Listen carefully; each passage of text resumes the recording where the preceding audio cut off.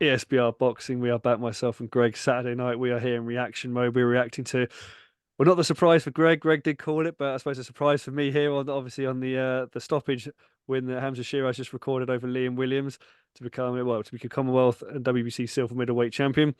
Williams down twice. Greg in the round. Obviously, the towel came in at the end. He was in disarray, down with the jab.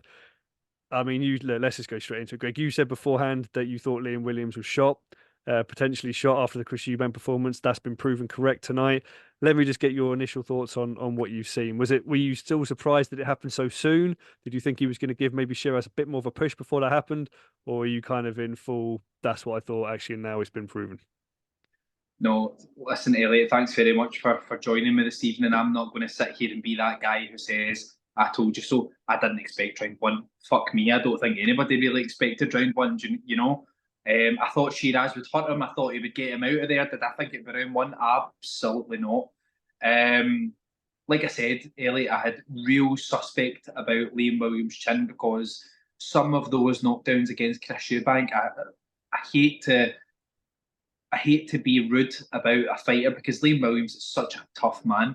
Some of those knockdowns against Eubank, I was like, really? Really? And tonight, yeah, that kind of proved that. It was in against a guy who threw a ramrod jab right down the pipe. When he tried to come in aggressive, timed him, game over. No, absolutely. I think I agree with you. I think it was obviously very surprising. I don't think many people, like you say, did have the first round, but obviously also expecting Shiraz to be pushed. But again, I think I suppose most people did think Shiraz would probably win, but I've seen a lot of people predicting on points as well.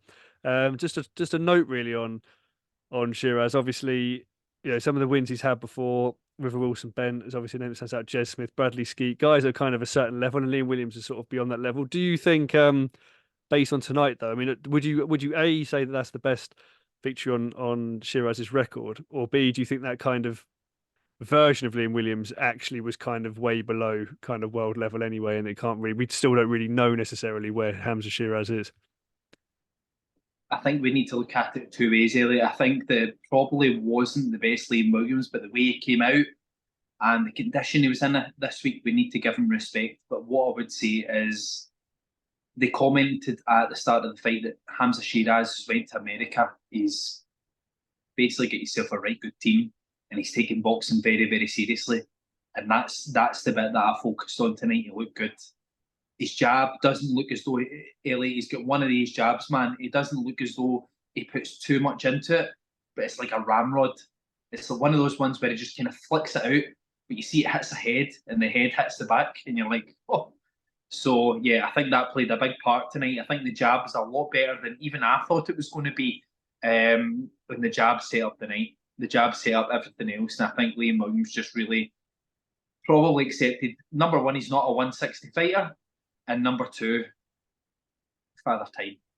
So I was going to, well, we'll pick up on that. Obviously, we'll come to Hamzah Sheeraz, the last word, obviously, with the winner tonight. But I just want to pick up on what you're saying there about Liam Williams. Obviously, doesn't appear to be at world level at the moment. But I was going to ask you, do you think at this stage of his career, look, obviously, a fighter that carry power, obviously, he's been in with some very, very good names, world title fighters as well. Do you expect him to continue fighting? Do you expect him to drop down the levels? Would you not like to see him fight again? Or do you think there's maybe a chance he'll fight someone, the sort of Tyler Denny, Denzel Bentley kind of fighter? Or do you think that's it for Liam Williams? What do you reckon is going to happen from here? Elliot, I'd be surprised if he fought again, but I'm not going to weigh into Liam Williams here because I just think some of the fights that he's lost, you can just see the writing on the wall right away. Whereas if Liam Williams, which I don't see him being a light middleweight ever again, but if he was, and this was a guy of, just say we're watching the other action tonight, a Reece Bellotti or a Dylan, if those fighters are kicking about 154 and they own a British title, Liam Williams is too good for them. Too good for them. But if it's anyone who has world level credentials, it's time to go. Yeah, no, to be honest with you, I totally agree. And I wouldn't necessarily like to see him go out, to be honest with you, on what we saw tonight. I wouldn't like to see him go out essentially on a sort of jab loss. But then, like you say, there are fragilities there. So if he could somehow even get a sort of farewell fight on a card potentially against someone who's not a big puncher, go out with a victory, I'd like to see that as well. But like you said, we're talking about people with world title aspirations and world level aspirations, which Hamzah Sheeraz is. Obviously, Frank Warren looked delighted at the end of there with that victory as well. Obviously under Queensbury stable. And I'm looking at that the middleweight rankings as well. I mean, how far away do you think Hamzah Sheeraz is really from that kind of full title shot for people mixing it with the champions? Obviously, another name that's up there, like we've already mentioned tonight, Eubank Jr. is still kicking around the middleweight rankings as well. Do you see where do you rate sort of Shiraz on that kind of level when you think of someone like Eubank Jr., maybe even someone like, I mean, I know Liam Swift's not naturally at that weight necessarily, but he's obviously been fighting at that weight as well. Where do you see him kind of against those guys? And also on a world level, do you see him being ready for a title shot in the next sort of year, 6 months to a year, or not yet? Let's be honest, Elliot. Chris Eubank's not going to fight him. Why should he? He's dangerous. He hits hard. He's not proven himself.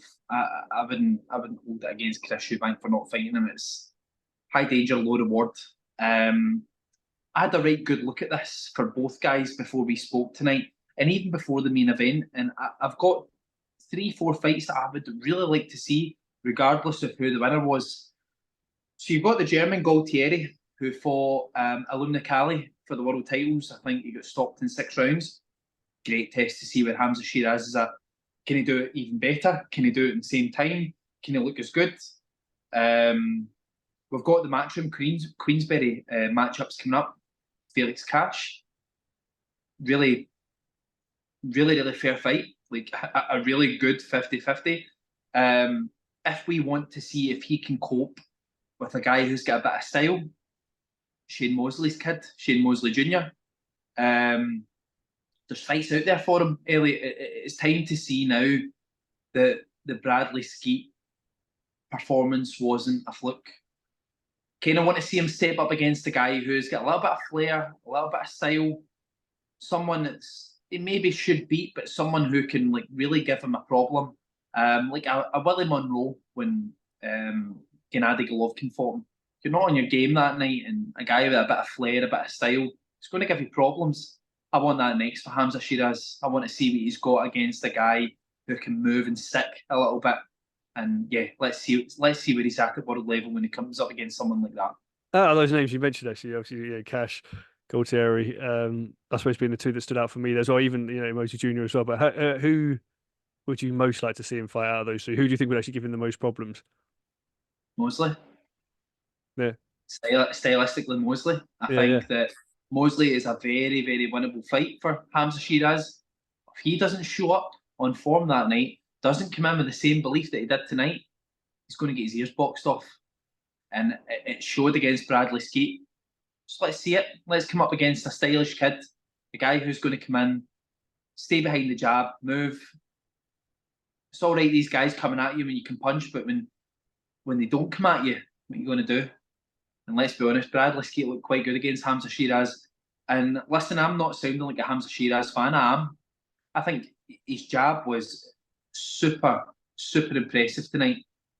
But I want to see an elusive style now and see that he's corrected the wrongs.